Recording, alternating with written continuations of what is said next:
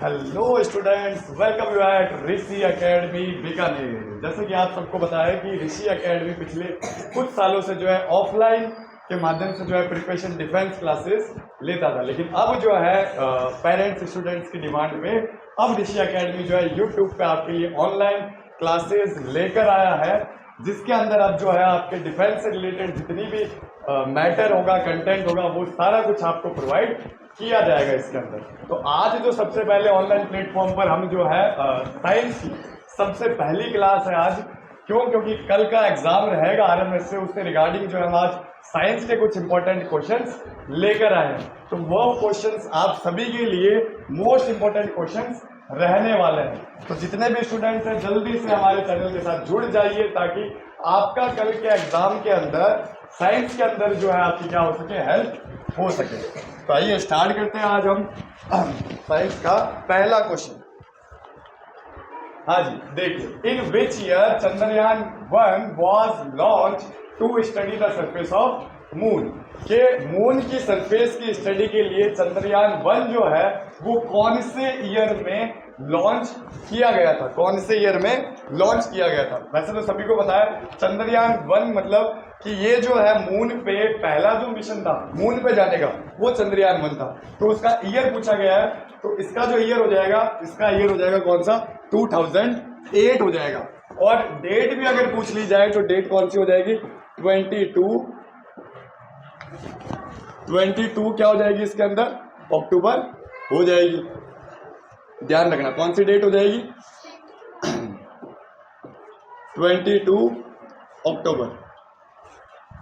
हाँ, 22 अक्टूबर जो इसकी क्या हो जाएगी, डेट हो जाएगी। तो दोनों चीजें हमें ध्यान रखनी है, और ये ध्यान रखना है कि ये मिशन जो है कंप्लीटली हमारा सक्सेसफुल मिशन रहा था, कि जो रोजर्स थे वो भी सक्सेसफुली जो है लैंडेड हो चुके थे। तो ध्यान रखना ईयर 2008, और डेट की बात करें तो 22 अक्टूबर। और सेकंड चंद्रयान की अगर हम बात करें कि दूसरा चंद्रयान है वो कब भेजा गया था, तो ध्यान रखना भी दूसरा चंद्रयान जो है वो भेजा गया था 2019 के अंदर। कब भेजा गया था, 2019 के अंदर जो है दूसरा चंद्रयान भेजा गया था, जिसको हमने कहा गया था चंद्रयान 2। और इसकी साइट पूछ ले कहां से भेजा गया था, तो ध्यान रखना श्रीहरिकोटा जो इसरो का सेंटर है वहां से जो इसको लॉन्च किया गया था। तो ये आपको ध्यान रखना है। चलिए आते हैं नेक्स्ट क्वेश्चन पे। कैमल यूजेज इट्स हम्प, कि कैमल के पास जो हम्प होता है वो किस लिए यूज करता है। ए ऑप्शन कह रहा है हमें स्टोरिंग वाटर, बी ऑप्शन कह रहा है स्टोरिंग फैट, सी ऑप्शन कह रहा है balancing the body during walking, and D option कह रहा है टेम्परेचर रेगुलेशन। तो हमें ध्यान रखना है कि जो कैमल के पास हम्प होता है वो किसके लिए यूज करता है। तो जल्दी से इसका ऑप्शन बता दीजिए कौन सा करेक्ट रहेगा। तो देखना, मेनली ध्यान रखना कि हम्प जो होता है बेटा, इसमें मेनली इसका जो यूज होता है वो किसके लिए होता है, स्टोरिंग फैट के लिए होता है। भाई बहुत सी जगह आपको ये कहा जाएगा कि कैमल जो अपना हम्प यूज करता है वो वाटर को स्टोर करने के लिए करता है, लेकिन ध्यान रखना वो जो हम्प है ये कब क्या यूज करता है, किसके लिए, स्टोरिंग फैट। स्टोरिंग फैट को अगर हम बात करें, फैट होता क्या है, तो फैट जो होता है बेटा, फैट होता है आपके स्टोरिंग एनर्जी, स्टोर एनर्जी जिसे हम कहते हैं। क्या कहते हैं, स्टोर एनर्जी कहते हैं फैट को।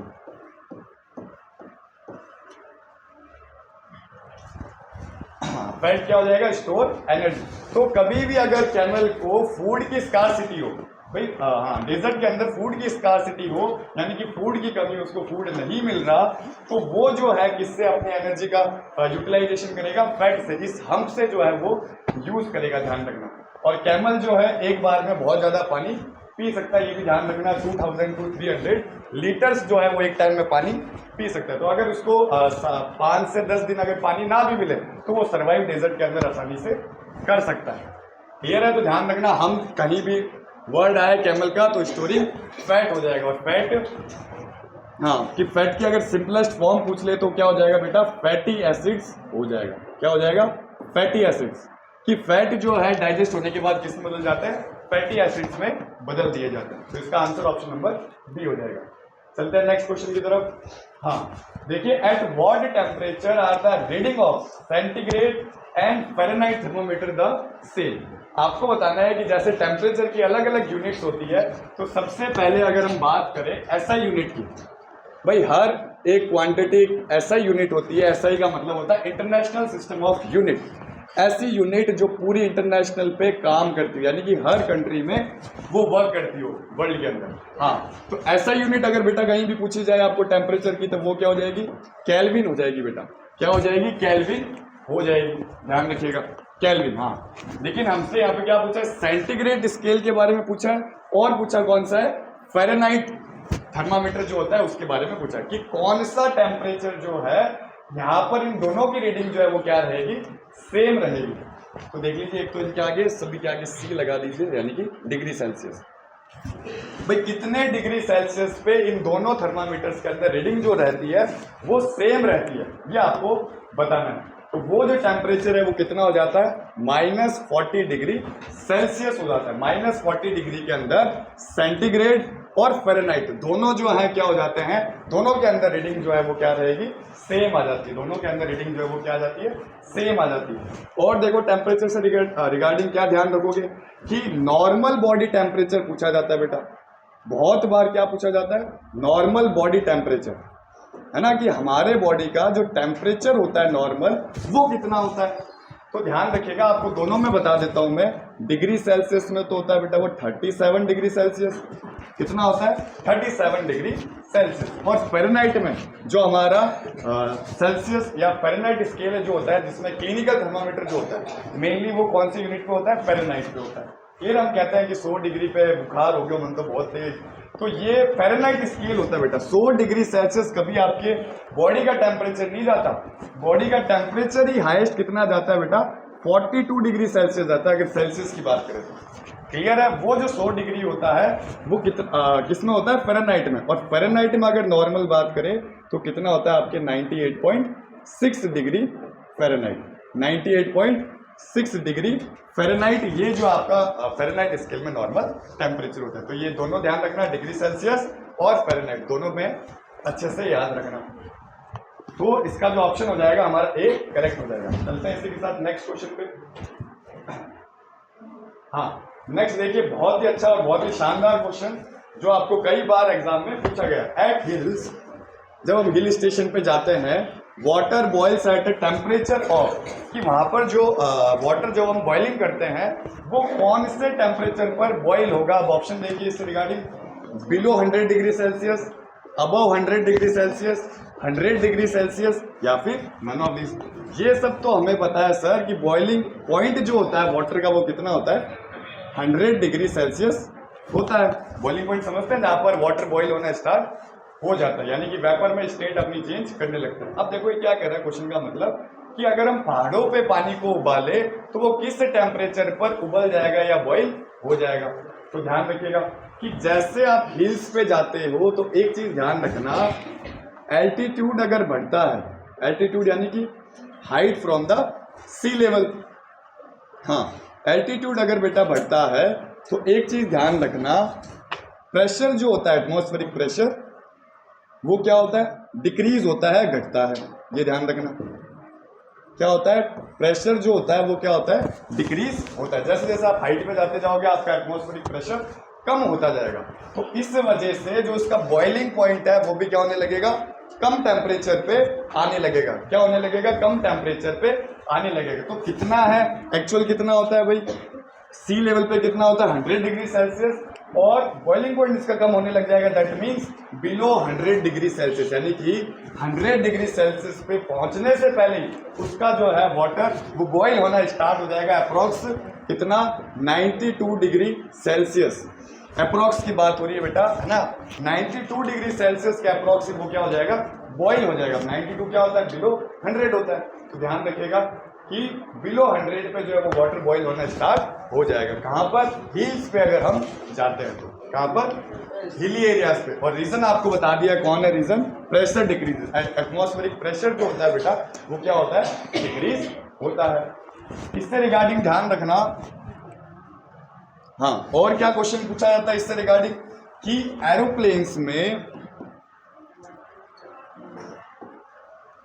एरोप्लेन्स में अगर आप कौन सा पेन लेकर जाओगे, इंक पेन, इंक पेन लेकर जाओगे तो उसकी जो इंक होती है वो क्या हो जाएगी, रिलीज हो जाएगी। एक और चीज ध्यान रखना, नोज ब्लीडिंग, जो माउंटेनियर्स होते हैं बेटा, उनको बहुत बड़ी ये प्रॉब्लम आती है कि जब वो माउंटेनियरिंग कर रहे होते हैं तो उनके नोज ब्लीडिंग का बहुत एक समस्या रहती है। तो उसका भी रीजन क्या है बेटा? Atmospheric pressure decreases. उससे क्या होता है, हमारे जो ब्लड प्रेशर है वो काउंटर बैलेंस हो जाता है और नोज से जो ब्लीडिंग होनी स्टार्ट बाहर की तरफ होने लगती है। तो ये सारे इससे रिगार्डिंग जितने भी इंपॉर्टेंट पॉइंट थे वो ध्यान रखना। ये सभी का रीजन एक ही है, वो रीजन कौन है? Pressure decreases reason. तो इसका आंसर हो जाएगा A number, below 100 degree Celsius. चलते हैं इसी के साथ नेक्स्ट क्वेश्चन पे। Diamond is an allotropic form of, diamond जो है वो किसका एलोट्रॉप फॉर्म है ये आपको बताना है। तो उसके लिए सबसे पहले तो इस वर्ड का मतलब पता होना चाहिए, इस वर्ड का मतलब पता होना चाहिए, है ना। एलोट्रॉप्स, एलोट्रॉप्स कौन होते हैं कि उन्हीं से बने हुए या उन्हीं के जो होते हैं क्या होते हैं, प्रारूप कहलाता है। एलोट्रॉप्स उन्हीं को ही कहते हैं। क्लियर है? जिनकी केमिकल या फिर देखो ध्यान रखना एक चीज, केमिकल प्रॉपर्टीज तो उनकी क्या रहेगी बेटा? सेम रहेगी। केमिकल प्रॉपर्टीज क्या रहेगी? सेम रहेगी। बदलेगी कौन सी प्रॉपर्टीज? Physical properties. तो ऐसे जो होते हैं उन्हें हम क्या कहते हैं? ऐसो को हम कहते हैं एलोट्रॉप्स। फिजिकल प्रॉपर्टीज डिफरेंट हो जाती है, ऐसो को हम क्या कहते हैं? एलोट्रॉप्स कहते हैं। तो डायमंड पूछा है, तो डायमंड की किसका एलोट्रॉप है? डायमंड जो है वो किससे बना हुआ है? ध्यान रखना, सिलिकॉन, कार्बन, सल्फर या लेड। सिलिकॉन, कार्बन, सल्फर या लेड। तो चारों में से जो मोस्ट एप्रोप्रिएट आंसर हो जाएगा, diamond is N allotrope form of किसका? कार्बन का। किसका होता है? कार्बन का फॉर्म होता है। और डायमंड से regarding important question, hardest substance होता है बेटा ये। क्या होता है ये? Hardest substance on the earth. Earth पे सबसे हार्ड चीज अगर पूछी जाए तो वो डायमंड होता है। क्लियर है? और एलोट्रॉप्स, कार्बन के एलोट्रॉप्स और कौन कौन से होंगे देखो ध्यान रखना। एक आपका एलोट्रॉप हो जाएगा कौन? ग्रेफाइट हो जाएगा बेटा, ग्रेफाइट हो जाएगा। और एक और एलोट्रॉप ध्यान रखना जो पूछे जाते हैं हमारे एग्जाम, हाँ एग्जाम को देखते हुए कि इंपॉर्टेंट क्या क्या है, तो ग्रेफाइट और C60। इसे हम C60 का नाम क्या कहते हैं? फुलरिन कहते हैं बेटा, इसे फुलरिन, क्योंकि इसके डोम शेप होता है, फुलर जैसी शेप होती है, तो उससे इसका नाम दिया गया है फुलरिन। और डायमंड से रिगार्डिंग जो है ये क्या होता है? ध्यान रखना बेटा, गुड कंडक्टर ऑफ इलेक्ट्रिसिटी होता है, गुड कंडक्टर। क्लियर है? तो ये कार्बन के एलोट्रॉप 3 याद रखना है, diamond, graphite and C60। Option B correct रहेगा। चलते हैं नेक्स्ट क्वेश्चन पे। The filament of an electric bulb, सबने देखा हुआ इलेक्ट्रिक बल्ब, उसका जो फिलामेंट होता है बेटा कुछ ऐसा, बहुत ही थिन वायर होता है, बहुत ही एक थिन वायर होता है। तो वो थिन वायर किसका बना हुआ है? आयरन का, निक्रोम का, टंगस्टन का या फिर ग्रेफाइट का।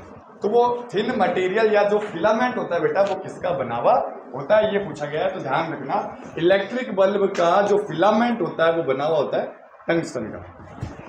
किसका बना हुआ होता है? टंगस्टन का बना हुआ होता है। और ध्यान रखना इससे रिगार्डिंग क्वेश्चन, इलेक्ट्रिक बल्ब में गैस कौन सी होती है? तो वो गैस होती है आर्गन।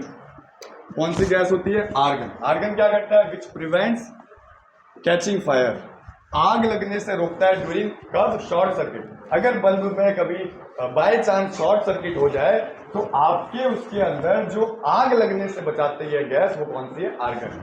और वापस इससे रिगार्डिंग एक तो इसका केमिकल सिंबल पूछ लिया जाता है, तो ध्यान रखना सभी, इसका जो सिंबल होता है क्या होता है? W होता है।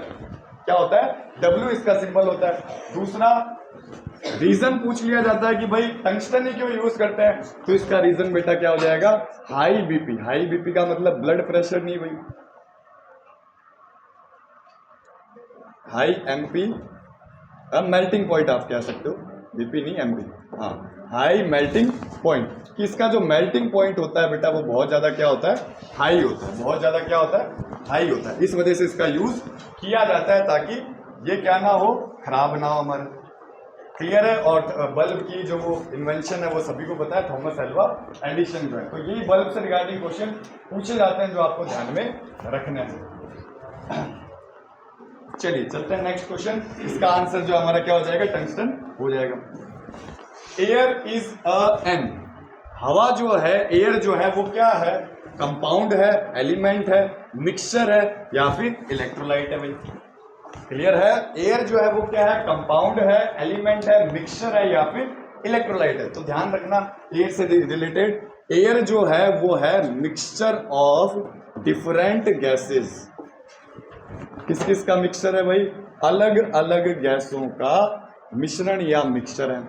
अब कौन सी गैस है, इसकी कंपोजिशन की अगर हम बात कर ले, कंपोजिशन ऑफ एयर जो है वो क्या होता है? तो ध्यान रखना मोस्ट अबंडेंट गैस कौन सी होती है? नाइट्रोजन। कितने परसेंट होती है? 78। आपको मैं जो एकदम एस्टिमेटेड वैल्यू बता रहा हूँ, कुछ पॉइंट्स में होती है लेकिन आपको ये ध्यान में रखना है। सेकेंड जो मोस्ट अबंडेंट गैस होती है वो कौन सी होती है? ऑक्सीजन होती है बेटा। कितनी परसेंट? 21% होती है। क्लियर है? 20.8 होता है, तो आपको अप्रोक्स एस्टिमेटेड करके कितनी परसेंट करनी है?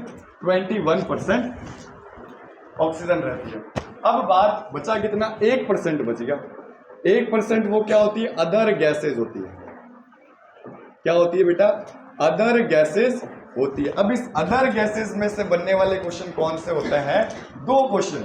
इस अदर गैस में सबसे ज्यादा गैस कौन सी होती है? ये क्वेश्चन बनता है। तो ध्यान रखना सबसे ज्यादा जो इस अदर गैस में गैस होती है वो होती है आर्गन। क्लियर है? आर्गन जो है क्या हो जाएगी इसमें? सबसे ज्यादा कौन से? 1% के अंदर। और पूछी जाती है इस 1% में सबसे कम गैस कौन सी होती है? तो ध्यान रखना बेटा CO2 हो जाएगी। क्या हो जाएगा आपके? CO2 गैस हो जाएगी। सबसे कम, लीस्ट और मैक्सिमम, ध्यान रखना है। तो इससे बनने वाले क्वेश्चन और भी आपको बता दिए गए हैं कि एयर से रिलेटेड बनने वाले क्वेश्चन ये हैं। क्लियर है? तो इसका आंसर क्या हो जाएगा? हमारे सी ऑप्शन मिक्सचर हो जाएगा। चलते हैं नेक्स्ट क्वेश्चन। हाँ, नेक्स्ट देखिए, the element common to all acids. आपको ऐसा एलिमेंट बताना है जो सभी एसिड्स में पाया जाता है। क्लियर है? एसिड सभी को पता होगा, सोरिन, test, blue litmus, red litmus, ये सारी चीजें आपने पढ़ी हो। तो बताइए ऐसा एलिमेंट जो सभी एसिड्स में पाया जाता है, कार्बन, हाइड्रोजन, ऑक्सीजन या फिर सल्फर, कौन सा रहने वाला है? तो ध्यान रखना एसिड का एक मेन जो मेजर डिफरेंस होता है भाई, एक तो ये तो है ही, ये तो छोटी क्लास में पढ़ लेते हैं, सोर होता है, खट्टे होते हैं, ब्लू लिटमस रेड में बदलते हैं ना। एक चीज ध्यान रखना, हायर क्लासेस में आप ये पढ़ोगे कि एसिड को अगर आप एक्वस सॉल्यूशन में डालोगे तो वो हमेशा कौन से आयंस देते हैं बेटा? H+ आयंस देते हैं। वो हमेशा कौन सा आयंस देते हैं? H+ ions. क्लियर है? और इसी H+ आयंस, H का मतलब क्या होता है भाई हमारे पीरियोडिक टेबल में? हाइड्रोजन होता है। तो कौन सा आंसर करेक्ट हो जाएगा हमारा? हाइड्रोजन करेक्ट हो जाएगा। अब इससे रिगार्डिंग एक और बात, बेस में कौन सा होता है? तो बेस में ध्यान रखना बेटा हाइड्रो ऑक्साइड आयन। कौन सा आयन होता है? हाइड्रो ऑक्साइड आयन होता है, OH-। क्लियर है? बेस को जैसे एक्वस सॉल्यूशन में आप डालोगे वो OH- आयंस दे देगा, छोड़ देगा, रिलीज कर देगा। ध्यान रखना एसिड H+ आयंस देते हैं और बेसिस जो है वो OH- आयंस या हाइड्रो ऑक्साइड आयंस देते हैं। और इसका जो हमारा करेक्ट आंसर हो जाएगा वो क्या हो जाएगा? एसिड में कौन सा पाया जाता है? हाइड्रोजन जो है वो पाया जाता है। और कोई अगर बेसिक्स से कर रहे हैं तैयारी तो ध्यान रखना एसिड के अंदर ब्लू रेड में बदलता है लिटमस पेपर, और बेस के अंदर जो है वो रेड ब्लू में बदलता है। ध्यान रखना लिटमस पेपर आप पढ़ा होगा, इंडिकेटर होता है जो हमें ये बताता है which indicates either it is acid और बेस। तो उसके लिए हम इसका यूज करते हैं। तो चलते हैं इसी के साथ नेक्स्ट क्वेश्चन पे। हाँ, नेक्स्ट क्वेश्चन देखिए, from which minerals is radium obtained. भाई रेडियम एक हैवी मेटल होता है, वो कौन से मिनरल से हमें मिलता है? ध्यान रखना है कौन से मिनरल से मिलता है रेडियम जो है वो हमें कहां से ऑब्टेन्ड होता है? तो इसका जो आंसर रहेगा बेटा आपका क्या हो जाएगा? पिच ब्लेंड जो है करेक्ट आंसर रहेगा। पिच ब्लेंड या इसे यूरेनियम भी कहा जाता है भाई, ध्यान रखना यूरेनियम है ना। मेनली जो है ये कहाँ यूज होता है बेटा? न्यूक्लियर, जहां वर्ड आ जाए ना, न्यूक्लियर रिएक्शन जहां वर्ड आ जाए वहां इस यूरेनियम को याद कर लेना, वहां इस यूरेनियम को याद कर लेना। तो इसका क्या हो जाएगा? पिच ब्लेंड हो जाएगा। आपके जो आयरन का और है वो क्या कहलाता है? हेमेटाइट। हेमेटाइट से हमें क्या मिलता है? आयरन। भाई आयरन जो है ये हमें अर्थ क्रस्ट में से मिलता है ना, तो वो एज इट इज वैसा नहीं होता, वहां पर क्या होता है ओर्स पाए जाते हैं, उन ओर्स में से हमें इनको एक्सट्रैक्ट करना पड़ता है, बहुत सारी अलग अलग प्रोसेसेस होती है, वो एक्सट्रैक्ट करना पड़ता है। तो आयरन का जो ओर है बेटा ध्यान रखना वो क्या होता है, हेमेटाइट कहलाता है। चलिए नेक्स्ट क्वेश्चन देखिए। हाँ, sodium metal is kept under, most of the exam में ये एज इट इज क्वेश्चन उठाकर डाल दिया जाता है सोडियम से रिगार्डिंग कि सोडियम जो है इसको कहाँ रखा जाता है भाई। तो एक चीज ध्यान रखना सोडियम से रिलेटेड, ये क्या होता है, हाईली रिएक्टिव मेटल है भाई। कौन सा मेटल है बेटा, हाईली रिएक्टिव मेटल। बहुत ही इंटरेस्टिंग मेटल है, बहुत ही इंटरेस्टिंग फैक्ट है इससे रिगार्डिंग जो है क्या क्या चीजें पूछी जाती है सोडियम से। Metal which is easily cut by knife, चाकू से कट होने वाला मेटल पूछे तो आंसर क्या हो जाएगा, सोडियम हो जाएगा, है ना।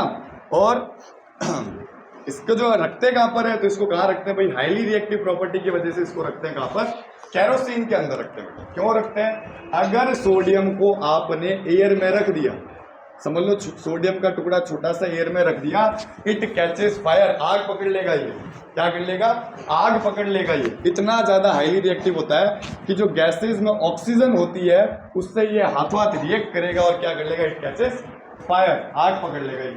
अगर आप इसको पानी में रखोगे, वाटर में, तो उसका तो इम्पैक्ट और भी खतरनाक होगा।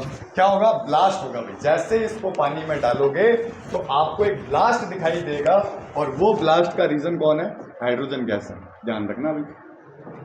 क्लियर है, हाइड्रोजन गैस। एक और, कैसे पानी के साथ बहुत जल्दी रिएक्शन करता है, तो बेटा वो कोल्ड वाटर के साथ बहुत जल्दी रिएक्शन करता है, कोल्ड वाटर के साथ। क्लियर है, ठंडे पानी में अगर इसको डाल दिया, डालते आपको ब्लास्ट दिखेगा। तो ये इससे रिलेटेड क्वेश्चन थे, सोडियम से रिगार्डिंग जितने भी क्वेश्चन थे ये आप ध्यान में रखना। हाईली रिएक्टिव है, एयर में रखोगे तो क्या हो जाएगा, इट कैचेस फायर, वाटर में रखोगे तो इट बर्स्ट, और कोल्ड वाटर के साथ रिएक्ट करता है विग्रेसली। तो इसलिए इसको किस में रखना होता है, केरोसिन में रखना होता है। चलते हैं आगे नेक्स्ट क्वेश्चन की तरफ। हाँ, नेक्स्ट देखिए, which of the following gases is known as greenhouse gas. बस इन दो बात का ध्यान रखना, एक तो ग्रीन हाउस गैस का, कि नॉट का। बच्चे स्पेशली इसको जल्दबाजी में देखना भूल जाते हैं, है ना। नॉट पूछा है तो ध्यान रखिएगा, CO2, मीथेन, नाइट्रस ऑक्साइड, या फिर क्लोरोफ्लोरोकार्बन, या इसकी शॉर्ट फॉर्म क्या होती है, CFC। शॉर्ट फॉर्म क्या होती है, CFC। तो ग्रीन हाउस गैसेस क्या होती है, जो ग्रीन हाउस इफेक्ट ना करे। और ग्रीन हाउस इफेक्ट क्या होता है भाई, ये क्या करते हैं, ये हीट को ट्रैप करते हैं, हीट को ट्रैप करेंगे और जो अर्थ है वहां से रिफ्लेक्ट होने नहीं देंगे, और हीट को ट्रैप करके वहीं रख लेंगे। क्लियर है, तो ये होती है आपकी ग्रीन हाउस इफेक्ट। और इसी ग्रीन हाउस इफेक्ट से एक और चीज क्या होती है बेटा, ध्यान रखना, ग्लोबल वार्मिंग, अर्थ का टेम्परेचर बढ़ना स्टार्ट हो जाता है भाई, ग्लोबल वार्मिंग इसी के रीजन है। क्लियर है, तो नॉट पूछिए तो डायरेक्ट हमारा आंसर ध्यान रखना भाई, नाइट्रस ऑक्साइड। सबसे ज्यादा जो इफेक्टिव है, कि सबसे ज्यादा ग्रीन हाउस इफेक्ट जो है कौन सी गैस करती है, तो ध्यान रखना CO2 करेगी, CO2। इसका जो करेक्ट आंसर रहेगा हमारे C, नाइट्रस ऑक्साइड। और सबसे ज्यादा ग्रीन हाउस गैस मतलब सबसे ज्यादा इफेक्टिव कौन सी है, तो वो कार्बन डाइऑक्साइड, सबसे ज्यादा हीट को ट्रैप यही करती है, ग्लोबल वार्मिंग का रीजन भी यही है, ध्यान रखना। क्लियर है, इससे रिगार्डिंग ये चीजें सारी ध्यान रखोगे आप, ग्रीन हाउस इफेक्ट से रिगार्डिंग। नेक्स्ट क्वेश्चन देखिए, परमानेंट हार्डनेस, बहुत ही बढ़िया question. Permanent hardness can be removed by adding. अब आप आधे तो इसमें कंफ्यूज जाएंगे भाई, हार्डनेस क्या होती है, हार्डनेस क्या होती है, वो भी कहां पर भाई, पानी के अंदर। ये वाटर की बात हो रही है ना, कि वाटर की हार्डनेस। एक आपने सुना होगा कभी वर्ड हार्ड वाटर, क्या सुना होगा वर्ड हार्ड वाटर। क्या होता है हार्ड वाटर, क्या सर कठोर होता है क्या पत्थर की तरह, बिल्कुल नहीं बेटा, पानी की तरह ही होता है, लेकिन उसमें कैल्शियम और मैग्नीशियम ये बहुत ज्यादा पाया जाता है। कैल्शियम और मैग्नीशियम ये बहुत ज्यादा, इनकी मात्रा है जो बहुत ज्यादा पाई जाती है। क्लियर है, तो उस टाइम क्या कहते हैं, हार्ड वाटर कहते हैं। क्या कहते हैं, हार्ड वाटर कहते हैं। और वाटर के साथ इसकम नहीं बनाता, मतलब कि अगर इस पानी में आप साबुन डालोगे तब भी झाग नहीं बनेंगे। क्लियर, तो भी झाग नहीं बनेंगे। क्लियर है, ये हार्ड वाटर होता है। अब इसकी हार्डनेस रिमूव के लिए क्या करते हैं हम बेटा, बेस जो है इसमें हाँ, इसमें क्या ऐड करेंगे, सोडियम से रिगार्डिंग कुछ चीजें ऐड करेंगे। अब तो देखो सोडियम से रिगार्डिंग क्या है, potassium permanganate, chlorine, bleaching powder या फिर वॉशिंग सोडा। वॉशिंग सोडा, तो इसका जो करेक्ट आंसर रहेगा बेटा क्या हो जाएगा, D, washing soda. Washing soda का फॉर्मूला ध्यान रखना, Na2CO3। क्या कहते हैं बेटा इसको, सोडियम कार्बोनेट कहते हैं वॉशिंग सोडा को, सोडियम कार्बोनेट। और आगे आप इसको प्रॉपर पूरा लिखोगे तो आ जाएगा आपके 10H2, क्योंकि इसका क्रिस्टलाइजेशन करके इसको बनाया जाता है 10H2। एक और चीज, एक फॉर्मूला आपको बताना चाहूंगा, ये जब क्वेश्चन आया तो अगर कहीं पर बेकिंग सोडा का फॉर्मूला पूछ लिया, बेकिंग सोडा सुना होगा सबने नाम, कॉमन लैंग्वेज में इसे मीठा सोडा कहते हैं बेटा। क्या कहते हैं, मीठा सोडा। बेकिंग सोडा, मीठा सोडा हमारे घर पे अवेलेबल होता है। इसको देखो फॉर्मूला ये, और इसका नाम क्या हो जाएगा, सोडियम हाइड्रोजन कार्बोनेट या सोडियम बाई कार्बोनेट। बहुत जगह देखने को मिलता है सोडियम बाई कार्बोनेट, ये बहुत जगह देखने को मिलता है। तो वॉशिंग सोडा सोडियम कार्बोनेट, बीच में एच आ जाए तो वो क्या बन जाएगा, बेकिंग सोडा बन जाएगा। कहाँ यूज करते हैं इसको, पकोड़े में भाई बहुत यूज होता है। जो घर पे पकोड़े बनते हैं उसमें बहुत यूज होता है, ठीक है। और भी इसके यूजेज अलग अलग जगह हैं, लेकिन हम डोमेस्टिक अगर घर की बात करें तो वहां पर बहुत यूज होता है। उससे क्या बनता है, हमारे पकोड़े जो बेटा बहुत क्रिस्पी बनते हैं, बहुत टेस्टी बनता है, ध्यान रखना। तो आगे से जब भी बनाओ तो ये थोड़ा सा ऐड कर देना। तो इसका आंसर हो जाएगा हमारे वॉशिंग सोडा या डी नंबर ऑप्शन, ध्यान रखिएगा। चलते हैं नेक्स्ट क्वेश्चन पे। Consider the following statement regarding graphite. भाई ग्रेफाइट अभी हमने पढ़ा था, कार्बन का एलोट्रॉप होता है, उससे रिगार्डिंग क्या होता है, कुछ पॉइंट्स स्टेटमेंट दे रखे हैं तो आपको करेक्ट बताना है कौन कौन से। एलोट्रॉप ऑफ कार्बन, बिल्कुल सही बात कही है। गुड कंडक्टर ऑफ इलेक्ट्रिसिटी, ये भी मैंने आपको बताया, बिल्कुल सही बात। अब इसका रीजन पूछ ले तो ध्यान रखना, ग्रेफाइट के पास क्या होता है, एक फ्री इलेक्ट्रॉन होता है बेटा। एक क्या होता है, फ्री इलेक्ट्रॉन होता है। उसी फ्री इलेक्ट्रॉन की वजह से ये क्या बन गया, गुड कंडक्टर बन गया। It can be artificial made, बिल्कुल बना सकते हैं। तो तीनों सही है। कौन सा ऑप्शन हो जाएगा आपके, 1 2 3 आर करेक्ट। ऑप्शन ए जो है वो आपका क्या हो जाएगा, करेक्ट हो जाएगा। 1 2 3 तीनों ही स्टेटमेंट सही है, तो ऑप्शन ए हमारा क्या हो जाएगा बेटा, इसमें एकदम करेक्ट हो जाएगा। ध्यान रखिए, क्लियर है, इंपॉर्टेंट है ग्रेफाइट से रिगार्डिंग पूछते थे। नेक्स्ट देखिए, मास गैस इज, डायरेक्ट ही क्वेश्चन है, आपको याद ही करना पड़ेगा, इस पे कोई शॉर्ट ट्रिक नहीं है। तो मास गैस बेटा किसे कहते हैं, मीथेन को कहते हैं। और मीथेन का फॉर्मूला क्या होता है, CH4 होता है ना, ध्यान रखिए, डायरेक्ट ही आपको याद करना पड़ेगा। नेक्स्ट देखिए, galvanized iron sheets have a coating of. Galvanized जहां पर वर्ड आ जाए, डायरेक्ट आंसर मारना किसको, जिंक को। डायरेक्ट आंसर मारना किसको भाई, जिंक को, ऑप्शन नंबर सी। अब इससे रिगार्डिंग देखो कुछ बातें बता देते हैं आपको। गैल्वेनाइजेशन का मतलब क्या होता है कि जो आयरन है, Fe है, उसके ऊपर लेयर बना दी जाती है किसकी, जिंक की। किसकी बना दी जाती है, जिंक की बना दी जाती है, आयरन की लाइफ बढ़ाने के लिए, रस्टिंग से बचने के लिए। क्यों, क्योंकि क्या होता है, मॉइस्ट एयर के कांटेक्ट में नहीं आना चाहिए। तो आयरन हमारा मॉइस्ट एयर से कांटेक्ट तोड़ने के लिए हम क्या करते हैं, जिंक की लेयर करते हैं। अब ध्यान रखना, अगर ये लेयर बेटा एल्यूमिनियम की हो तो उस प्रोसेस को क्या कहेंगे, अगर ये लेयर एल्यूमिनियम की हो तो उस प्रोसेस को क्या कहेंगे, उस प्रोसेस को कहेंगे एनोडाइजिंग। उस प्रोसेस को क्या कहेंगे बेटा, एनोडाइजिंग, उस प्रोसेस को कहेंगे। अगर ये लेयर क्रोमियम की हो तो बेटा, तो ध्यान रखना, उस प्रोसेस को कहेंगे क्रोम प्लेटिंग।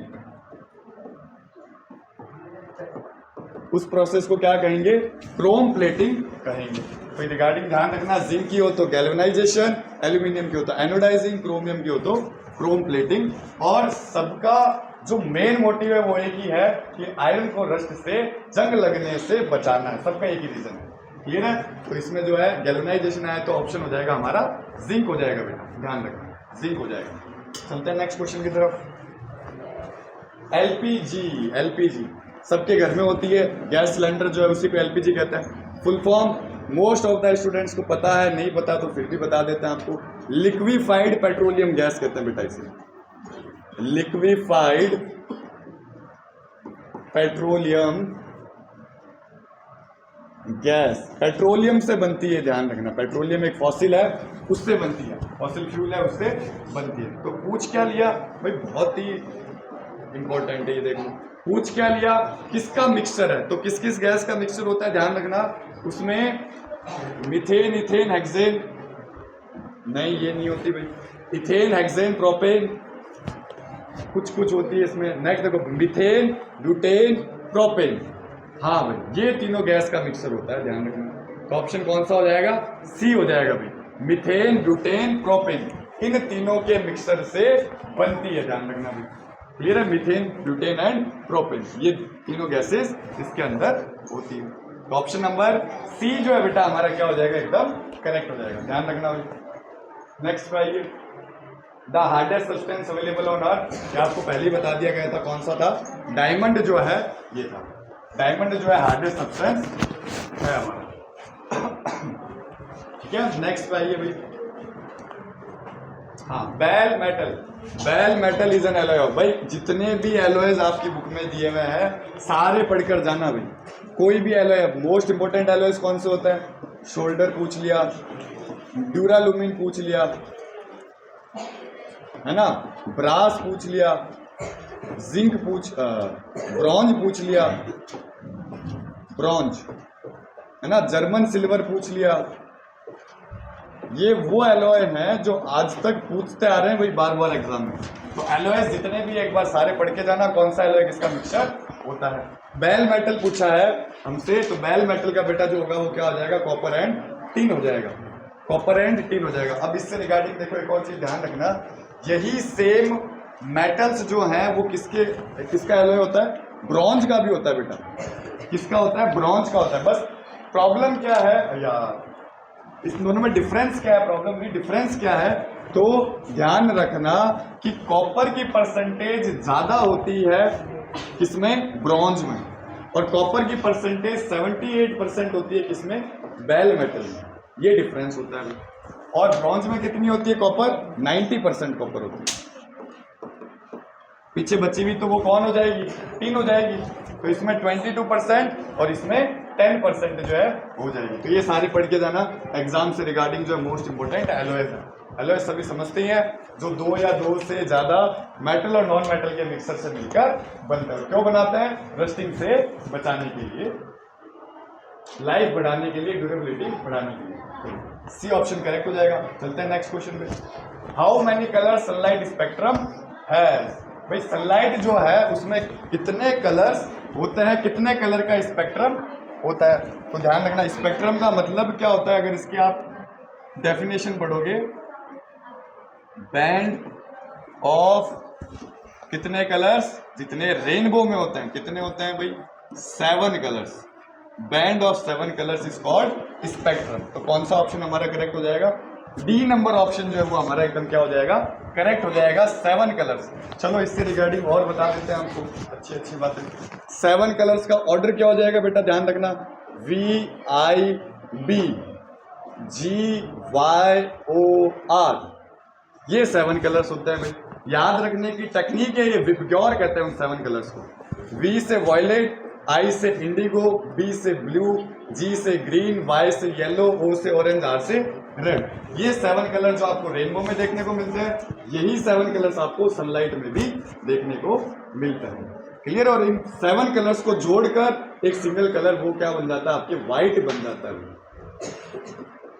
व्हाइट बन जाता है। अब इससे रिगार्डिंग देखो, ध्यान रखना जल्दी से, हाईएस्ट वेवलेंथ वाली लाइट, मोर वेवलेंथ वाली लाइट कौन सी है बच्चा, तो ध्यान रखना रेड। कौन सी है, रेड। लीस्ट वेवलेंथ, सबसे कम वेवलेंथ किसकी होती है भाई, ध्यान रखना वॉयलेट। क्या हो जाएगा, वॉयलेट हो जाएगा भाई, ध्यान रखना वॉयलेट हो जाएगा। क्लियर है, ये दोनों चीजें आप ध्यान रखोगे। चलते हैं नेक्स्ट क्वेश्चन की तरफ। The type of glass use in making lamps, lamps जो बनते हैं बेटा उसमें कौन सा टाइप का ग्लास यूज किया जाता है, तो डायरेक्ट आपको याद रखना है कौन सा ग्लास यूज किया जाता है, फ्लिंट ग्लास जो है उसके अंदर यूज किया जाता है। तो कौन सा ऑप्शन हो जाएगा बेटा, ऑप्शन नंबर डी जो है बहुत ही करेक्ट या मोस्ट अप्रोप्रिएट जो हमारे लेंस बनाने के लिए आपका एकदम करेक्ट रहेगा। चलो next question. Mushroom, mushroom is mushroom जो है उसकी क्या कैटेगरी है भाई, मशरूम की सब्जी आपने अगर कभी खाई हो, शेप उसकी अम्ब्रेला जैसी होती है ना, हाँ भाई, तो वो कैटेगरी जो है वो उसकी क्या है, वो पैरासाइट है क्या भाई, वो फोटोसिंथेसाइजर है क्या, वो सेप्रोफाइट है, या वो कुछ भी नहीं है। तो ध्यान रखना, मशरूम इज अ फंगस, एक टाइप की फंगस होती है, और फंगस जो उनका कैरेक्टर कैसा होता है, वो सेप्रोट्रॉप्स होते हैं या फिर सेप्रोफाइट्स होते हैं, सेप्रोफाइट्स। तो मशरूम जो है वो क्या है, सेप्रोफाइट है। अब सेप्रोफाइट क्या होता है, जो हमेशा किस पे फीड करते हैं, डेड एंड डिकिंग, डेड एंड डिकिंग पे फीड करते हैं भाई। फीड का मतलब समझते हैं, इनसे भोजन प्राप्त करते हैं। क्लियर है, mushroom is a type of saprophyte, ये फंगस होती है। चलिए next question, the nature of charge on neutron. एक तो देखो इससे रिलेटेड सबसे मोस्ट इंपॉर्टेंट ध्यान रखना, इन तीनों के डिस्कवरर के नाम पूछे जाते हैं, किस किस के, न्यूट्रॉन के, प्रोटॉन के और इलेक्ट्रॉन के। डिस्कवरर मतलब खोज करता, नाम पूछे जाएंगे। क्लियर है, तो ध्यान रखना NPE JRJJ ऐसे याद करना भाई, तभी कंफ्यूज नहीं होंगे। JRJJ का मतलब क्या हुआ सर, तो इसका मतलब हो गया चैडविक, जेम्स चैडविक। इसका मतलब हो गया R से रदरफोर्ड, और इसका मतलब हो गया थॉमसन, JJ थॉमसन। ठीक है, एक तो ये चीज याद रखना। अब प्लस माइनस लगाने से पता लग गया होगा, इस पे चार्ज प्लस का होता है प्रोटॉन पे, और इलेक्ट्रॉन पे चार्ज माइनस पे होता है। तो लेकिन हमें तो न्यूट्रॉन का पूछा है, न्यूट्रॉन पे तो कोई चार्ज ही नहीं होता, तो कौन सा ऑप्शन हो जाएगा बेटा हमारा करेक्ट, नो चार्ज वाला C ऑप्शन करेक्ट हो जाएगा। ध्यान रखना, अगर प्रोटॉन होता तो पॉजिटिव और इलेक्ट्रॉन होता तो नेगेटिव, ये चीजें ध्यान में रखनी है आपको। क्लियर है, न्यूट्रॉन पूछा है तो नो चार्ज हो जाएगा। और ये तीनों ही क्या होता है बेटा, सब एटॉमिक पार्टिकल होता है, ऐसे पार्टिकल जिनसे मिलकर एटम बनता है। क्लियर है, चलो नेक्स्ट क्वेश्चन की तरफ। Which one of the following as isotopes of hydrogen. Hydrogen के आइसोटॉप्स कौन कौन से हैं इसमें, ये पूछा गया है भाई। प्रोटियम है, ड्यूटेरियम है, ट्रीटियम है, या फिर ऑल ऑफ दिस, तीनों ही है। तो सबसे पहले तो इस वर्ड का मतलब तो पता होना चाहिए हमें, आइसोटॉप्स होते क्या है। आइसोटॉप्स क्या होते हैं, सेम एटॉमिक नंबर डिफरेंट, क्या हो जाएगा, मास नंबर। क्लियर है, ये समझने के लिए आपको एक तो एटॉमिक नंबर और मास नंबर पता होना चाहिए। क्लियर है, सेम एटॉमिक नंबर तो होते हैं लेकिन मास नंबर उनके अलग अलग होते हैं, ये ध्यान रखना। तीन होते हैं हाइड्रोजन के आइसोटॉप्स, तीनों के एटॉमिक नंबर 1 1 होता है, लेकिन मास नंबर की बात करें तो 1 2 और 3 होते हैं, 1 2 और 3 होते हैं। अब 1 वाला कौन सा है, 1 वाले को प्रोटियम कहते हैं। 2 वाला कौन सा है, 2 वाले को देखो 2 को ड्यू कहते हैं, ऐसे याद रखना, नहीं तो D से 2 कर देना, है ना। सिंगल भी पूछ सकते हैं कि भाई 2 वाले को नाम क्या कहते हैं, तो 2 से D से 2, और T से क्या हो जाएगा, 3 हो जाएगा, बस सिंपल है, जोड़ दो इसको। ट्रीटियम कौन, 3 वाला, तो तीनों ही होते हैं, तो हमारा आंसर कौन सा हो जाएगा, ऑल ऑफ दीज हो जाएगा। ध्यान रखना भाई, ऑल ऑफ दीज हो जाएगा। क्लियर है, isotope same number different mass. Hydrogen का पूछा है तो कितने होते हैं, तीनों होते हैं, 1 2 3। चलिए भाई नेक्स्ट देखिए क्वेश्चन। हाँ, ये उससे रिगार्डिंग एक और क्वेश्चन आ गया। देखो एटॉमिक नंबर दिया है कितना, 92। कोई भी एलिमेंट है, समझ लो एक्स एलिमेंट है, एटॉमिक नंबर है उसका कितना, 92 नंबर है। ठीक है, मास नंबर कितना है, 238 दे रखा है। कितना है, 238 दे रखा है। कितना दे रखा है, 238 दे रखा है। अब पूछा क्या है, न्यूट्रॉन्स पूछा है भाई। क्या करना है सर, माइनस कर दो भाई, प्लस माइनस तो हम कर सकते हैं, 9 का एग्जाम दे रहे हो, प्लस माइनस आराम से कर सकते हैं भाई।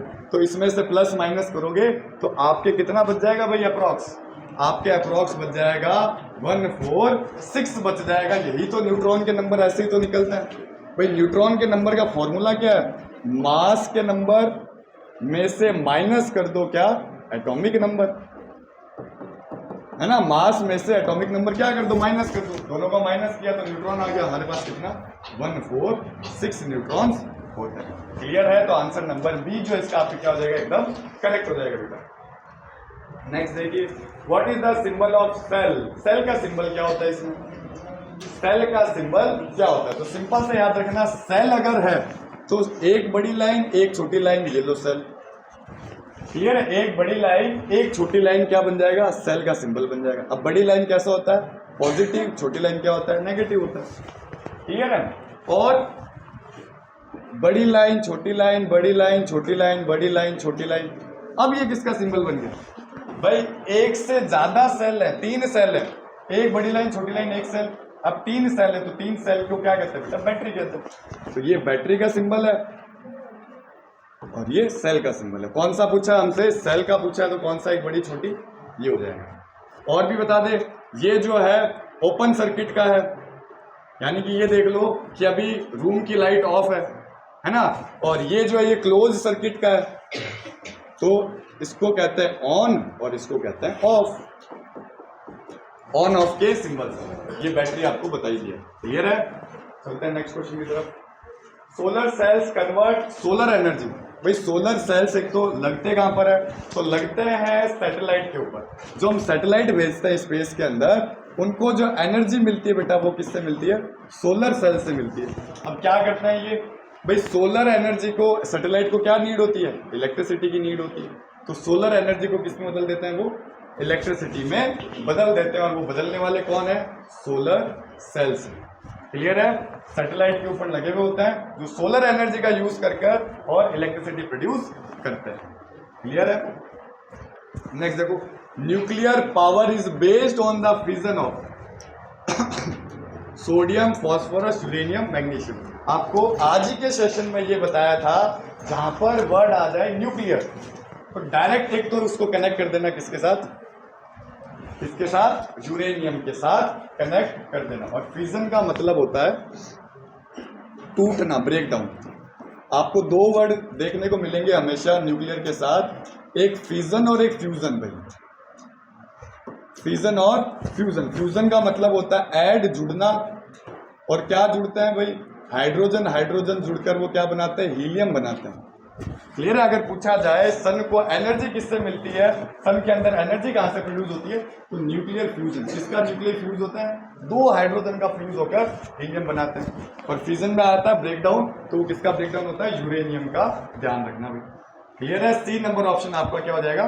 करेक्ट हो जाएगा। नेक्स्ट देखिए, हाँ, biogas. Biogas can be use in, biogas का कहाँ यूज किया जाता है? कह रहा कुकिंग में, स्ट्रीट लाइटनिंग में, रनिंग इंजन में। तो तीनों में होता है बेटा। तो कौन सा ऑप्शन हो जाएगा? ऑल ऑफ दीज हो जाएगा। कौन सा हो जाएगा? ऑल ऑफ दीज जो है वो हमारा करेक्ट आंसर हो जाएगा। तीनों जगह यूज होते हैं बायोगैस का। कुकिंग में भी करते हैं, स्ट्रीट लाइटनिंग में भी करते हैं और इंजन में भी करते हैं। चलिए नेक्स्ट क्वेश्चन। नेक्स्ट क्वेश्चन है the casual organism of chicken pox. Chicken pox सबने सुना होगा डिजीज का नाम। अब इसका माइक्रो ऑर्गेनिज्म पूछ लिया। कैजुअल नहीं है बेटा, यहाँ पर हो जाएगा कॉजल, कॉज करने वाला, जिसकी वजह से होता है। भाई सिंपल भाषा में अगर हम बात करें, चिकन पॉक्स कौन से माइक्रो ऑर्गेनिज्म से होता है? वो एक वायरल डिजीज है क्या? वो प्रोटोजोआ से है क्या? वो बैक्टीरिया से होती है क्या? या फिर क्या वो एल्गी से होती है क्या? तो ध्यान रखना, चिकन पॉक्स जो है वो एक कौन सी डिजीज है? आपके वायरल डिजीज है। कौन सी डिजीज है? वायरल। और उस वायरस का नाम क्या है? वेरिसिला जूस्टर वायरस। पूछा नहीं जाता, लेकिन ध्यान रखना भाई, वेरिसिला जूस्टर वायरस पूछा हमेशा ये जाता है। इसका माइक्रो ऑर्गेनिज्म कौन है? तो ध्यान रखना, वायरस होता है बेटा इसका माइक्रो ऑर्गेनिज्म। नेक्स्ट देखो, ORS, बहुत बार सुना होगा। ORS का गोल दे दो इसको, ORS का गोल दे दो। तो ORS की फुल फॉर्म पूछ ली गई है कि ORS का गोल तो दे देंगे, लेकिन उसकी फुल फॉर्म तो बता दो भाई पहले। क्लियर है? तो देखो क्या होती है इसकी full form, operation research station oral rehydration solution. Oral, हाँ, रिहाइड्रेशन सॉल्यूशन। इसमें रीडिहाइड्रेशन है, ध्यान रखना। Oral rehydration solution. आप लोगों के साथ इन दोनों में तो कुछ चेंज ही नहीं है, तो ये देखो चेंज यहाँ दिख रहा है। क्लियर है? ये रीडिहाइड्रेशन है और ये रिहाइड्रेशन है। तो सबसे पहले तो ORS उनको देते हैं जिनमें पानी की कमी हो जाती है भाई, है ना, ग्लूकोज की कमी हो जाती है, या बॉडी डिहाइड्रेट हो जाती है। क्लियर है? तो ओरल रिहाइड्रेशन हो जाएगा भाई, ओरल रिहाइड्रेशन हो जाता है। और देते कब है? जिनकी बॉडी क्या हो जाती है? डिहाइड्रेटेड हो जाती है भाई, पानी की कमी होगी हमारे शरीर में, बॉडी में। तो पानी की कमी हो, ORS का घोल दो, वो तैयार हो जाएगा। क्लियर है? C नंबर ऑप्शन करेक्ट रहेगा। C number option. फिर कल का पेपर जो है सभी को एकदम आग लगाकर, आग लगाने इन द सेंस माचिस समझ लगा देना, मतलब अच्छे से करके आना है और ऐसा करके आना है कि हमारा नाम जो है वो आना ही चाहिए। क्लियर है? नेक्स्ट देखिए, what simple technique is used to clear pavements covered with snow. बहुत ही बढ़िया, बहुत ही बढ़िया। ऑप्शन देखो इसमें कंफ्यूजिंग वाले। एक तो सबको समझ आ गया कि भाई ऐसी टेक्निक बताओ जिसमें अगर रोड जो है या कोई रास्ता है वो स्नो से कवर्ड है तो हम क्या यूज करेंगे। बिना सोचे समझे सर मैं तो बुलडोजर लेके जाऊंगा, योगी बाबा बनूंगा और सारी बर्फ को हटा दूंगा, तो वहां हम गलत हो जाएंगे भाई, वहां योगी बाबा गलत हो जाएंगे। तो क्या चीज सही रहेगी उसके लिए सही रहेगा कॉमन सॉल्ट, जिसको हम कहते हैं सोडियम क्लोराइड, जिसका फॉर्मूला होता है NaCl। क्लियर है? NaCl डालेंगे बर्फ पिघलनी स्टार्ट हो जाएगी। आपको योगी बाबा बनने की जरूरत नहीं है, बिना योगी बाबा के काम हो जाएगा। सिर्फ क्या करना है, नमक डालना है हमें, जो हम घर में यूज करते हैं कॉमन सॉल्ट NaCl। चलो नेक्स्ट क्वेश्चन देखिए।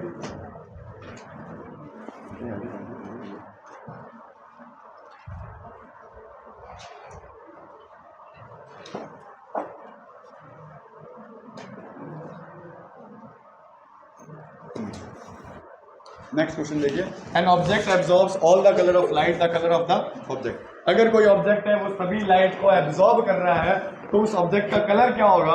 तो ध्यान रखना, अगर वो एब्जॉर्ब कर रहा है तो उसका कलर होगा ब्लैक, और अगर वो रिफ्लेक्ट कर रहा है सारे कलर्स तो उसका कलर हो जाएगा व्हाइट। ये ध्यान रखना भाई, अगर एब्जॉर्ब कर रहा है तो उसका कलर क्या हो जाएगा ब्लैक, सभी कलर को एब्जॉर्ब करता है। अगर रिफ्लेक्ट कर रहा है तो व्हाइट। आपने सुना होगा गर्मियों में डार्क या ब्लैक शर्ट पहनते हैं तो गर्मी बहुत लगती है, और व्हाइट शर्ट पहनते हैं तो भाई इतनी गर्मी नहीं लगती। क्लियर है? तो यही रीजन है, क्यों? क्योंकि ब्लैक कलर सभी लाइट को एब्जॉर्ब करेगा, और जब सभी लाइट को सनलाइट को एब्जॉर्ब करेगा तो आपको क्या लगेगी, नो डाउट गर्मी लगेगी, पसीना आएगा। और व्हाइट कपड़े ठंडे रखता है, बढ़िया रखता है। क्यों? क्योंकि वो सभी कलर को क्या कर देता है, लाइट को क्या कर देता है, रिफ्लेक्ट कर देता है। क्लियर है? ध्यान रखना। नेक्स्ट देखो, लाइट सेंसिटिव कर्टेन या पार्ट कह सकते हो इसे, है ना। लाइट सेंसिटिव कौन होता है भाई, ध्यान रखना, रेटिना। कौन सा हो जाएगा, रेटिना हो जाएगा। अब इसके पास क्या होते हैं, बहुत ही मोस्ट इंपोर्टेंट बेटा, इसके पास लाइट सेंसिटिव सेल होते हैं, रोड सेल और कोन्स होते हैं। क्लियर है? रोड सेल क्या करते हैं, डिम लाइट सब समझते हैं, कम लाइट। और कौन सेल्स जो है वो क्या करते हैं, ब्राइट लाइट। ध्यान रखना भाई, पूछे जाते हैं डायरेक्ट, रोड सेल जो है कौन सी लाइट जो है वो क्या करता है, वर्क करती है, तो डिम लाइट में, है ना। और ध्यान रखना, कलर भी जो है वो कौन करता है, कौन। सी से कलर, सी से कौन। भाई सबसे बेस्ट तरीका होता है याद करने का, उसको किसी ना किसी चीज से जोड़ लो। तो मैंने जोड़ लिया भाई, सी से कलर, सी से कौन। आप कभी कंफ्यूज ही नहीं होंगे, तो बच्चे कंफ्यूज होते हैं, रोड में कलर है कि कौन में कलर है। जोड़ लो ना आप, सी से कौन, सी से कलर, कभी नहीं भूलोगे। कलर का कभी भी पूछे तो कौन, जिसमें सी है। क्लियर है? प्यूपिल जो है वो क्या करता है, अपना साइज बदलकर इंटेंसिटी ऑफ लाइट को अंदर आने के लिए अलाउ करता है। प्रोटेक्टिव लेयर होती है कॉर्निया, आउटर मोस्ट लेयर होती है कॉर्निया। फिर जेली लाइक सब्सटेंस। और आइरिस जो है वो क्या करता है कि जो हमारे बड़ी बॉल दिखाई दे रही है, आई बॉल, जिसके ब्लैक होती है, ब्राउन होती है, ये सारी चीजें, तो वो बड़ी बॉल जो होती है वो आइरिस, और बड़ी बॉल के अंदर एक छोटी बॉल होती है, उसे हम कहते हैं प्यूपिल। क्लियर है? चलो नेक्स्ट क्वेश्चन देखो। हाँ, the image formed by concave lens. Concave lens जो है, ध्यान रखना भाई, एक तो इससे रिगार्डिंग ये डाइवर्जेंस होता है कि कन्वर्जेंस होता है भाई, डाइवर्जेंस होता है कि कन्वर्जेंस होता है, आपको ये बताना है। कॉनकेव लेंस जो है वो क्या हो जाता है, divergence.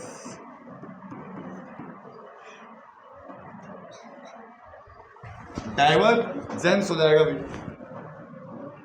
GNC, divergence, diverging lens होता है।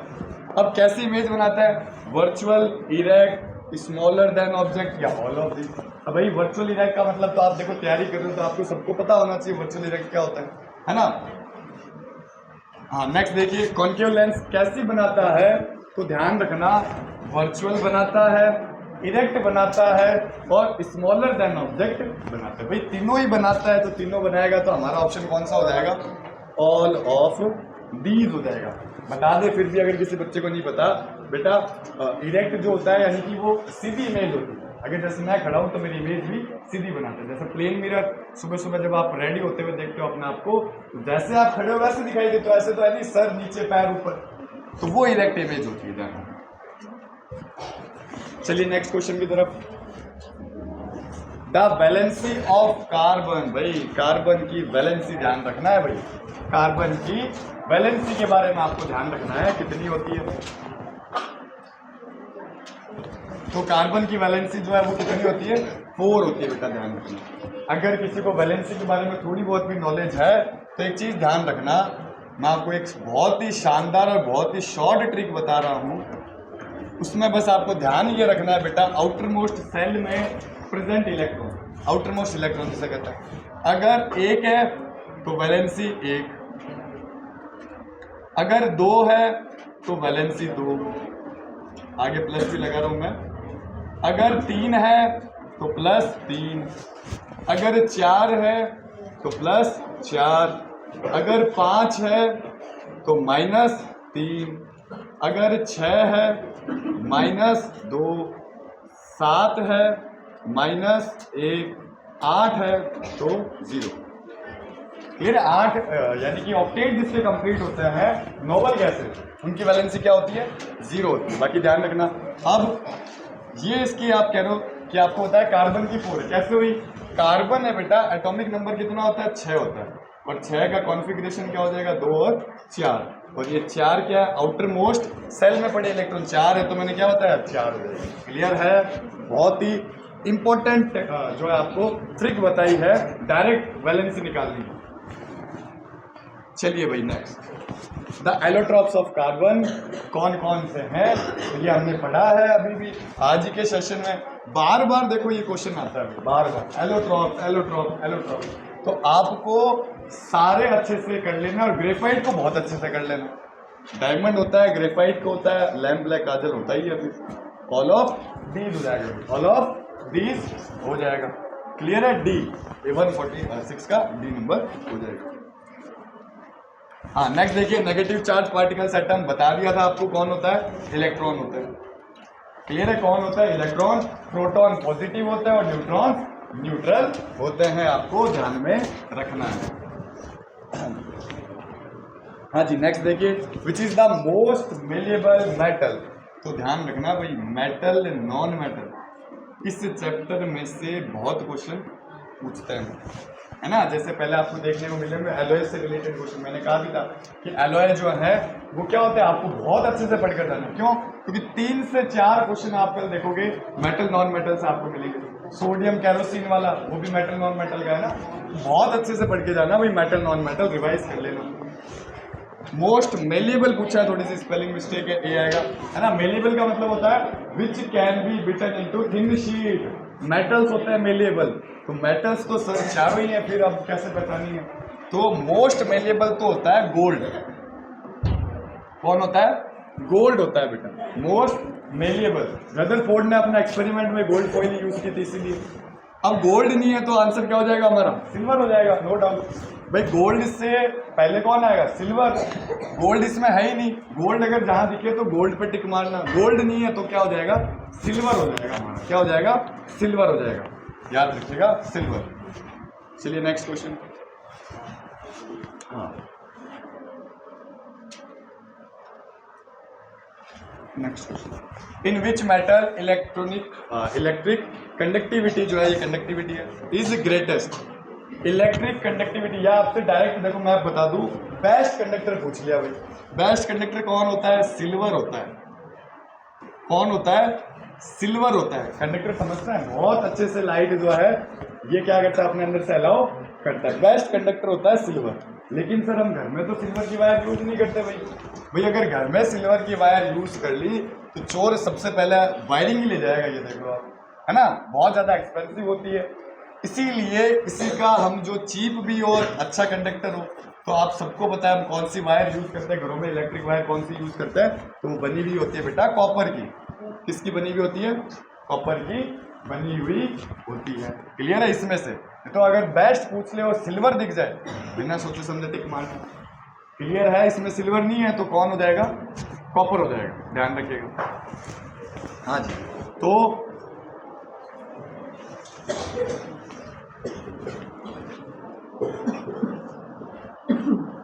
हाँ जी देखिए नेक्स्ट फटाफट से, plant and animal waste on biodegradation. Plant और एनिमल वेस्ट का अगर बायोडिग्रेडेशन करे तो वो हमें क्या देगा भाई? वाटर गैस देगा, बायोगैस देगा, हाइड्रोजन गैस देगा, या फिर तीनों ही देगा भाई? जल्दी से बता दीजिए क्या क्या देगा? प्लांट और एनिमल वेस्ट की अगर बायोडिग्रेडेशन करे तो वो हमें कौन कौन सी गैस देगा? कौन कौन सी गैस देगा? वाटर गैस, बायोगैस, या फिर हाइड्रोजन गैस, या फिर ऑल ऑफ दी। तो ध्यान रखना भाई, इनके डिग्रेडेशन से जो गैस बनती है बेटा वो गैस कौन सी हो जाएगी? बायोगैस हो जाएगी। और इस बायोगैस से रिगार्डिंग मैंने आपको पहले भी एक क्वेश्चन दिखाया था ना, ध्यान रखना। The fuel having highest calorie, भाई बहुत बार क्वेश्चन पूछ लिया, डायरेक्ट ऐसे उठ के आता है और डायरेक्ट इसका आंसर ध्यान रखना हाइड्रोजन। क्या ध्यान रखोगे? हाइड्रोजन। हाईएस्ट कैलोरीफिक वैल्यू का मतलब ये होता है कि बनने वाली एनर्जी, मतलब 1 kg फ्यूल अगर हम बर्न करेंगे तो सबसे ज्यादा एनर्जी किससे मिलेगी हमें? तो हाइड्रोजन से मिलेगी। ध्यान 1 kg hydrogen. Which mirrors always form virtual image, ऐसा मिरर बता दो मेरे को जो हमेशा वर्चुअल इमेज बनाता है, हमेशा वर्चुअल इमेज बनाता है। भाई प्लेन मिरर आप जो मैंने बताया सुबह अपने आप को रेडी होते हुए देखते हो, प्लेन मिरर हमेशा सीधे ही दिखते हो, तो इसमें तो आई। इसके साथ साथ एक और कौन सा हो जाएगा? कॉन्वेक्स भी हो जाएगा बेटा, कॉन्वेक्स भी वर्चुअल बनाता है। तो ए बी दोनों किसमें है? डी में। तो करेक्ट आंसर हमारा क्या होगा बेटा? डी नंबर हो जाएगा। बोथ ए एंड बी हमेशा वर्चुअल इमेज, सीधी इमेज बनाएगा। क्लियर है? Colour blindness is due to, colour blindness जो है वो किसकी वजह से मतलब हाँ किसकी वजह से होता है? तो आपने अगर आई डिफेक्ट पढ़ा होगा, आई डिफेक्ट्स के अंदर मायोपिया पढ़ते हैं, हाइपरमेट्रोपिया पढ़ते हैं, कैटरेक्ट पढ़ते हैं ना, कलर ब्लाइंड पढ़ते हैं। ध्यान रखना, मायोपिया का करेक्टिव लेंस बता रहा हूं जो पूछे जाते हैं, कॉनकेव, बहुत ही मोस्ट इंपॉर्टेंट है, ध्यान रखना। कॉनकेव लेंस का चश्मा पहनना पड़ेगा आपको अगर आपको दूर का नहीं दिख रहा है तो, पास का नहीं दिख रहा तो कॉन्वेक्स लेंस। और कलर ब्लाइंड मतलब आप कलर में आइडेंटिफिकेशन ही नहीं कर पा रहे कि कौन सा कलर आपको, कलर कोई है दिख कौन सा ही रहा है, तो किसकी वजह से होता है? Cone cells. अभी बताया था आज के सेशन में, ध्यान रखना, सी से कोन, सी से कलर। क्लियर है? ये याद रखने की टेक्निक है और इसी टेक्निक के साथ आपको साइंस पढ़ाई जाएगी ताकि आपकी साइंस जो एकदम कहाँ हो जाए? हमारे फिंगर्स पे हो जाए। ट्रिक के साथ सारी साइंस आपको जो है याद करवा दी जाएगी। लेकिन कल के एग्जाम के लिए तो अब टाइम थोड़ा सा कम है, इसीलिए आपके लिए डायरेक्ट इंपॉर्टेंट क्वेश्चंस लेकर आए हैं। आगे के लिए जो बच्चे तैयारी कर रहे हैं, प्रिपरेशन कर रहे हैं, उनके लिए साइंस क्लासेस रेगुलर रहेगी, जिसके अंदर हम साइंस को ट्रिक्स के साथ बहुत ईजी बना देंगे। ध्यान रखना, सी ऑप्शन हो जाएगा। नेक्स्ट देखिए, pesticides are present in, pesticides कहाँ यूज होता है भाई? Any plant cells. ध्यान रखना है ना, तो ए ऑप्शन हो जाएगा सीधे डायरेक्ट। नेक्स्ट देखिए, the magnetic strength of a magnet, magnet है समझ लो जैसे बार मैग्नेट है ना, इसकी मैग्नेटिक स्ट्रेंथ सबसे ज्यादा कहाँ होती है? तो बेटा ध्यान रखना, एक पोल को हम कहते हैं नॉर्थ और एक को हम कहते हैं साउथ।